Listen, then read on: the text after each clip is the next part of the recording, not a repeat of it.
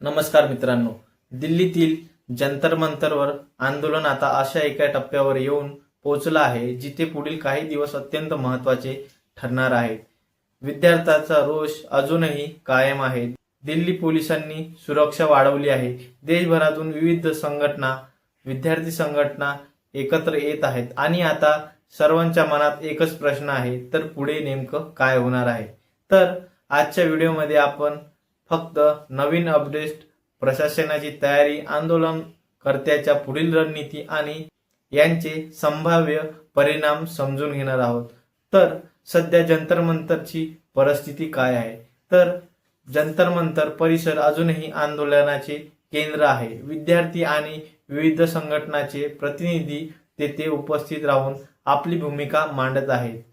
प्रतिकारात्मक निदर्शने, भाषणे आणि निवेदने यांद्वारे आंदोलन सुरू ठेवण्याचा प्रयत्न केला जात आहे. सतत लक्ष ठेवून आहे आणि शांततेत आंदोलन व्हावे यासाठी सुरक्षा व्यवस्था कायम ठेवण्यात आली आहे. तर पोलिसांची तयारी, आंदोलनाचा विस्तार होऊ नये आणि कायदा सुव्यवस्था बिघडू नये म्हणून पोलिसांनी संवेदनशील भागामध्ये सुरक्षा वाढवली आहे. बॅरिकेडिंग, अतिरिक्त पोलीस तैनात करणे आणि वाहतूक नियोजन अशा उपाययोजना करण्यात येत आहे. पोलीस वारंवार शांततापूर्ण आंदोलनाचे आवाहन करत आहे, पण आंदोलन हे शांततापूर्वकच होत आहे. आंदोलनकर्त्यांची पुढील रणनीती. आंदोलनकर्ते म्हणत आहेत की मागण्यावर जोपर्यंत ठोस निर्णय होणार नाही तोपर्यंत आंदोलन सुरूच राहील.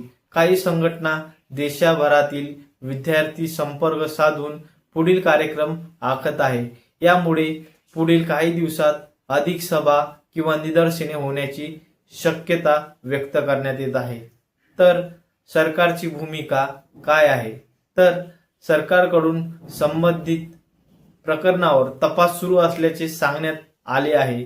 तपास पूर्ण झाल्यानंतर आवश्यक ती कारवाई केली जाईल अशी भूमिका अधिकृत स्तरावर मांडली जात आहे.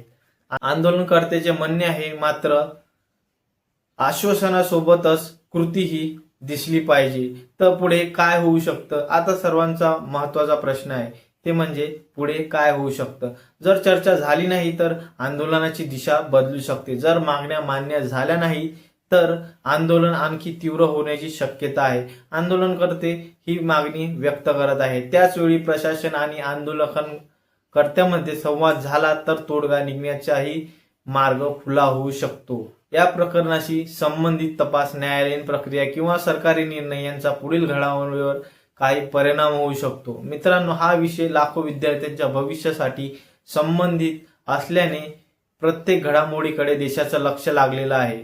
मात्र कोणीही अपुष्ट माहिती किंवा अफवा पसरवण्याऐवजी अधिकृत भूमिका माहितीलाच प्राधान्य द्यायला पाहिजे. या आंदोलनात पुढे जे काही महत्त्वाचे घडेल त्याची माहिती आपण तुमच्यापर्यंत पोहोचवत राहू.